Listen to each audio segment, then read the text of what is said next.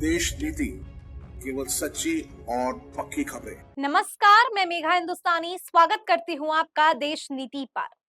आज social media पर एक हैशटैग ट्रेंड कर रहा है। जैसे ही मैंने इस ट्वीट पर क्लिक किया, भाजपा विरोधी इतने ज्यादा संख्या में लोग सवाल कर रहे थे, सरकार को क्रिटिसाइज कर रहे थे, सवाल उठा रहे थे, निंदा कर रहे थे। आप बोलेंगे तो काफी मामूली सी बात है, लेकिन दोस्तों आज मैं आपको बताती हूँ कि कैसे एक हैशटैग ने भारतीय जनता पार्टी की फजीहत कर डाली है। और इतनी फजीहत कर डाली है कि खुद मोदी सरकार के कट्टर समर्थक भी आज मोदी जी के परम आलोचक के रूप में नजर आ रहे हैं।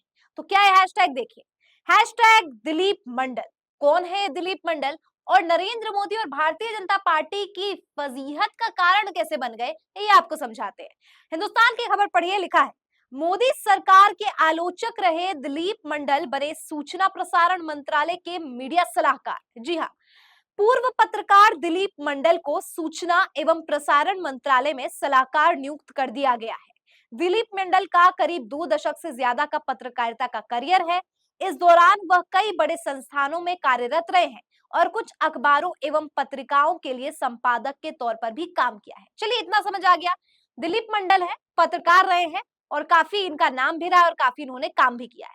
लेकिन ये भाजपा के आलोचक रहे हैं, तो ऐसी क्या मजबूरी आ गई। अब आप देख सकते हैं कि आज की मीडिया में चाटुकारिता की कोई कमी नहीं है, चाटुकारों की, चमचियों की कोई कमी नहीं है। चमचे चमचियों इंडस्ट्री में भरे पड़े हैं जो मोदी सरकार की तारीफ करने, या तारीफ तो चलिए एक छोटी सी बात हो गई, चरण वंदना करने से बाज नहीं आते। और मोदी जी के लाइन में, कतार में प्रधानमंत्री के, या मैं कहूँ भाजपा के प्रशंसकों के, चाटुकारों के लाइन में तो इतनी भारी लाइन है, इतनी संख्या में लोग हैं। तो आखिर दिलीप मंडल ही क्यों, और वो भी वो व्यक्ति जो न्यूट्रल भी नहीं, आलोचक होता था, उसे अचानक भारतीय जनता पार्टी ने इतनी बड़ी कृपा क्यों कर दी, और ये कृपा करने से कैसे भक्त लोग बरस गए हैं, वो आपको बताते हैं। स्क्रीन पर नजर डालिए। अजीत भारती पत्रकार हैं, भाजपा के कट्टर समर्थक है भाई। क्या कहते हैं, देखिए, जेपी नड्डा जी, लोकसभा की 14 लिस्ट तक मैंने प्रतीक्षा की, आपने मेरा नाम नहीं डाला। राज्यसभा की भी लिस्ट निकल रही है, उसमें भी नाम नहीं है। अब क्या आपके अध्यक्ष पद से हटने के बाद नाम आएगा, या पहले कांग्रेस ज्वाइन कर लूं और उसके बाद आप बुलाएंगे? नरेंद्र मोदी जी, आप पोलैंड में हैं और यहाँ अलग गेम चल रहा है। मिश्रा जी की जगह मेरा नाम भी तो हो सकता था। यहाँ पे नाम दिया गया है और अरिजीत भारती बेचारे क्रोधित, और देखिए जायज है उनका क्रोधित होना, उनका असंतोष होना, क्योंकि अजीत भारती ने जितनी वफादारी के साथ काम किया है, भारतीय जनता पार्टी के गलत से गलत मूव को सही ठहराने में लग गए थे। लेकिन एक बात है, अजीत भारती ने योगी की भी काफी जो है सिफारिश की थी, तो कहीं यही तो कारण नहीं कि अजीत भारती का काम इस वजह से अटक गया, या अजीत भारती का नाम जो है इस वजह से हटा दिया गया कि मोदी जी से ज्यादा तो ये योगी जी के प्रशंसक नजर आ रहे हैं। खैर, जो भी हो, इसको लेकर अशोक कुमार पांडे इस खबर पर क्या कहते हैं, लिखते हैं संघी ब्राह्मणों को दिलीप मंडल के सूचना प्रसारण मंत्रालय का सलाहकार बनने की बहुत बहुत बधाई। और एक ट्वीट किया दिलीप मंडल का पुराना, जिसमें दिलीप मंडल ने लिखा है कि आरक्षण पर कोर्ट और केंद्र सरकार से लेकर नौकरशाही और यूपीएससी से लेकर यूजीसी जितने हमले कर रहा है, उन सबके पीछे आरएसएस और मोहन भागवत है। मनुस्मृति ही उनका लक्ष्य है। उनके बुरे इरादों से संविधान और आरक्षण की रक्षा करना हम सबका राष्ट्रीय कर्तव्य है। अब सीधा आरएसएस पे, सीधा भाजपा पे जो है करारा प्रहार जो दिलीप मंडल किया करते थे, उनको सरकार ने सूचना प्रसारण मंत्री बना दिया। बताइए भाई। अजीत भारती लिखते हैं, इस ट्वीट को पढ़ने के बाद मुझे 2-3 लोगों के फोन आ गए कि मुझे भाजपा ने राज्यसभा का आश्वासन दिया था। विचित्र बात है कि लोगों को कटाक्ष समझ में नहीं आता। जैन दर्शन में सात्यवाद का सिद्धांत आता है कि मैं भी सही तुम भी सही। हाथी को 4 अंधों ने टटोला और सबने अपने हिसाब से हाथी पर बोला। एक को हाथी खूंटे जैसा लगा, एक को हाथी सूप जैसा लगा, एक हाथी बालों का गुच्छा लगा, एक को बड़े सांप जैसा लगा। मेरे ट्वीट से राज्यसभा और नड्डा उठाने वाले लोग वही अंधे हैं। मैं लंबे समय से इस बात पर एक चुटकुले की तरह लिखता रहा हूं कि इस लिस्ट में मेरा भी नाम होना चाहिए, उस लिस्ट में भी नाम नहीं। अभी मंडल पर लिखा तो लाखों लोगों को लगा कि वो उनको पद चाहिए। सीरियसली। अब देखिए, ये लाइन देखिए, काफी दिलचस्प है। लिख रहे हैं कि वो 2 कौड़ी का, यहाँ पे अपमानजनक शब्द है, पद से लेकर मैं क्या करूंगा। मतलब पहले तो ये कह रहे थे, पहले तो ये अपना फ्रस्ट्रेशन निकाल दिया पूरा कि नहीं नहीं भाई मुझे पद नहीं मिला, मेरा तो नाम तक नहीं डाला गया, और अब कह रहे हैं कि 2 कौड़ी का पद बता रहे हैं यहाँ पर। फिर कह रहे हैं कितना पैसा दे देंगे, बीजेपी वालों से पूछ रहे हैं अजीत भारती। मैं उससे अधिक यूट्यूब के वीडियो से कमा लेता हूँ, वह भी तब जब मैं आदिवासी तेल नहीं बेचता। फिर लिखे हैं, ये पंक्ति कटाक्ष थी, मुस्कुराइए। मैं पत्रकार हूँ, व्यंग्यकार हूँ और मैं भाजपा का समर्थक हूँ। भाजपा को यहाँ पे सवाल उठा रहे हैं, भाजपा समर्थक, और फिर यहाँ पे डैमेज कंट्रोल का काम कर रहे हैं और कह रहे हैं कि भाजपा का समर्थक हूँ। ठीक है, हम समर्थक का एक ही लक्ष्य होता है, एक ही उद्देश्य होता है कि सरकार उसे कोई पद दे दे। सरकार के पास अजीत भारती से 10 गुना प्रतिभा के लोग जो उनकी आलोचना नहीं करते वो घूम रहे हैं।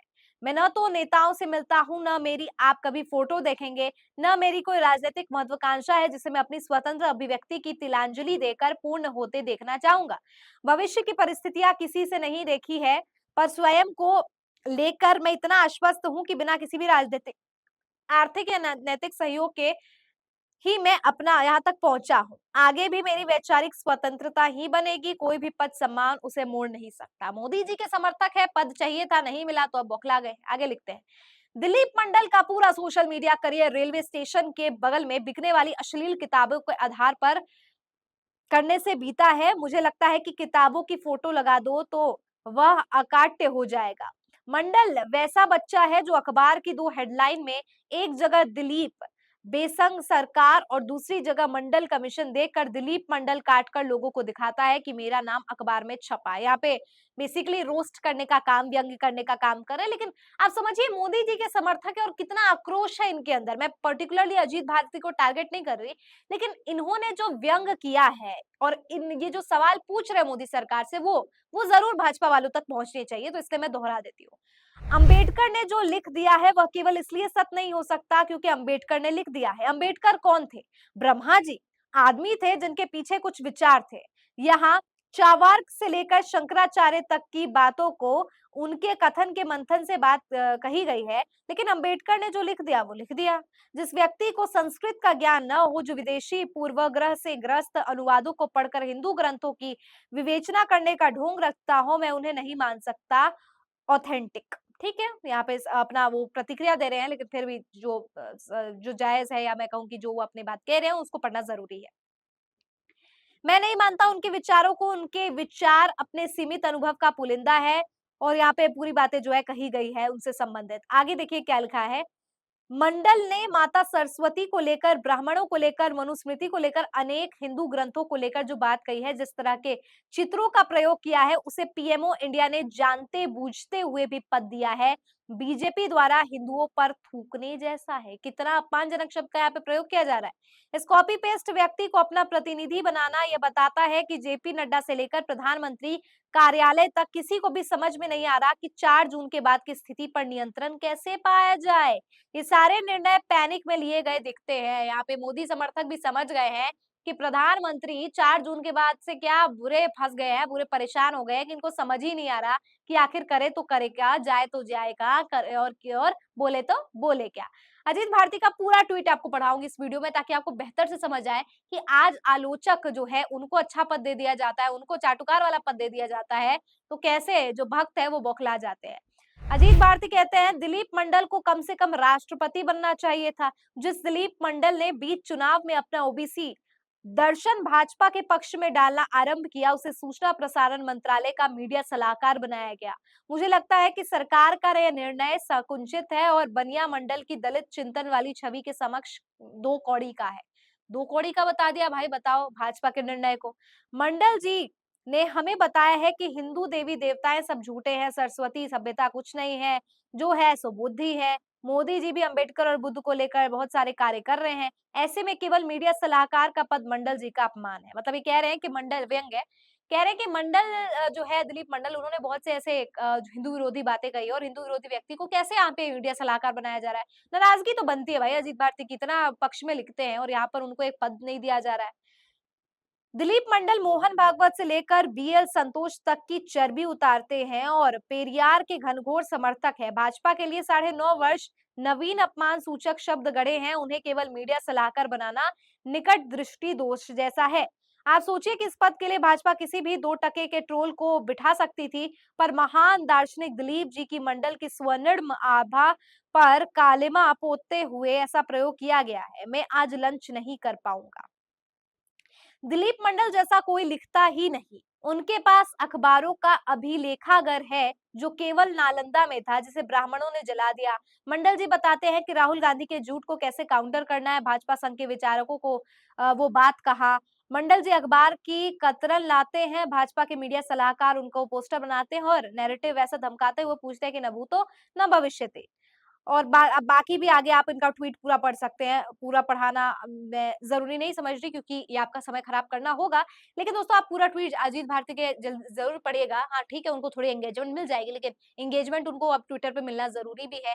क्योंकि जिस तरीके से दोस्तों भक्त, वो पत्रकार, वो सलाहकार, वो मैं सीधे कह दूँ चमचे, चमचा, वो तमाम लोग जो चाटुकारिता में कोई कमी नहीं पेश करते थे। भाई तो ये खुद कह रहे हैं अजीत भारती कि किसी भी 2 टके के ट्रोलर को, 2 टके के वो आईटी सेल वाले को बना सकते थे, लेकिन नहीं बनाया, दिलीप मंडल को बना दिया। ये मुझे तो लग रहा है मीडिया सलाहकार इसलिए इनको बनाया गया है, ताकि यहाँ पे जो पीडीए का पूरा रायता फैला दिया है ना, मतलब समाजवादी पार्टी पीडीए की राजनीति करके जीत जाती है, तो सोच रहा है कि उत्तर प्रदेश में कुछ ऐसे पीडीए का फॉर्मूला मतलब अभी खबर आ रही है कि आरएसएस ने कहा है कि योगी को साइडलाइन नहीं करना है। मतलब योगी और बीजेपी को मिलकर चलना है। मतलब मोदी और योगी, केशव प्रसाद मौर्य, इन सब में खटास की बात आ रही थी ना, वो सब अब कुछ डाउन कर दिया गया और कहा है आरएसएस ने नहीं, सबको मिलजुल के चलना है। अब इनको लग रहा है कि पीडीए का भाई हम कैसे करें? क्योंकि पीडीए का तो केशव प्रसाद मौर्य को आगे फ्रंट फुट पे लाकर तोड़ निकाला गया था।